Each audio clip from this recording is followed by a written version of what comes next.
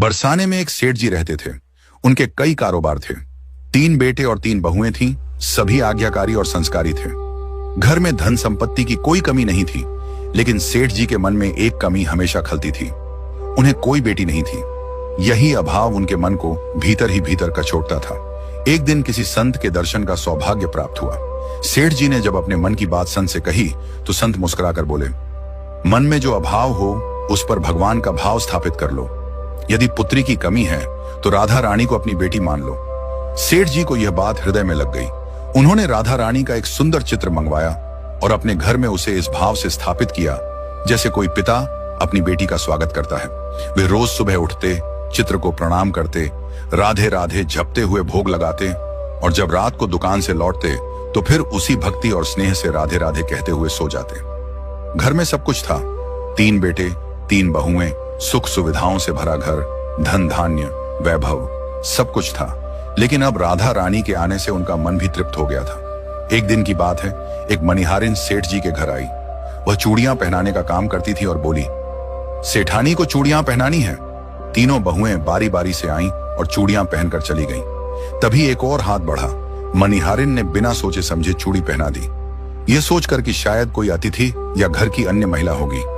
चूड़ियां पहनाने के बाद वह सेठ जी की दुकान पर पहुंची और बोली, सेठ जी, इस बार 4 चूड़ियां पहनाई हैं, थोड़ा ज्यादा पैसा दीजिए। सेठ जी बोले, क्या चूड़ियां महंगी हो गई हैं? मनिहारिन ने कहा, नहीं सेठ जी, इस बार 4 जनों को चूड़ियां पहनाई हैं। सेठ ने आश्चर्य से पूछा, 4?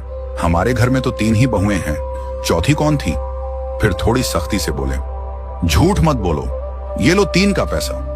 मनिहारिन बेचारी चुपचाप पैसे लेकर चली गई। सेठ जी के मन में यह बात अटक गई। उन्होंने घर जाकर बहुओं से पूछा, बेटियों, आज चूड़ियां पहनने कौन कौन आई थी?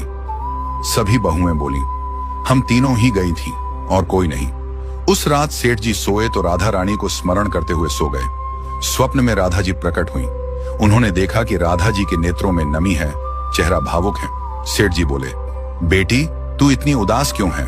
राधा जी बोली, तात, आपने मुझे तनिया तो बनाया, पुत्री का स्थान भी दिया, लेकिन जब मैं स्वयं आपके द्वार आई तब आप मुझे न पहचान सके। मैंने भी आज चूड़ियां पहनी थी, पर आपने मनिहारिन को मेरे नाम की कीमत न दी।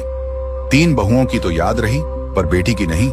कैसी यह दूरी और कैसी मजबूरी थी? आज मैं भी आई थी, लेकिन आपने मुझे भूल गए। यह सुनकर सेठ जी की नींद टूट गई, लेकिन हृदय विदीर्ण हो गया। वह रात उन्होंने अश्रुओं में बिताई। प्रातः होते ही वे स्नान ध्यान करके सीधे मनिहारिन के घर पहुंच गए। मनिहारिन सेठ जी को देखकर चकित रह गई। सेठ जी की आंखों में आंसू थे। वे बोले,